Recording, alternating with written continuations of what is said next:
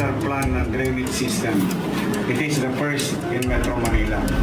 The first. Ito yung isang challenge ng Manila para lang for our consumption as Manileño. Flood plan kasi tayo. So all the waters coming from all the way from Rizal, sasalukin natin. Tayo ang catch basin. Kasi nasa harapan natin, dagat.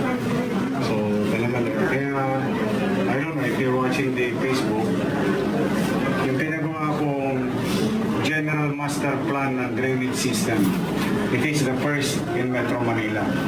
The first. Pinagawa ko yun 2021, pinakomission ko yung study. 2022, na-commission. Tapos na, nandyan, i-adapt na ng konsebo. Yung sa inyo, so may best yata.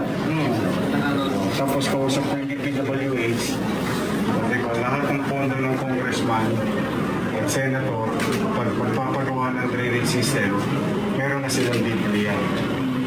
So it will take decades and decades, but there is now direction. Hindi na yung bigla kang makakakita dyan, ginagawa yung imbornal, pero wala namang kadugtong. Ito, ano yan? Kung nanood kayo isang araw, ipapasa na sa konsero. That's the first in Metro Manila. General Master Plan. So yung lahat ng kalsada, Eskinita, Boulevard, doon yung drainage system. So that's the first step.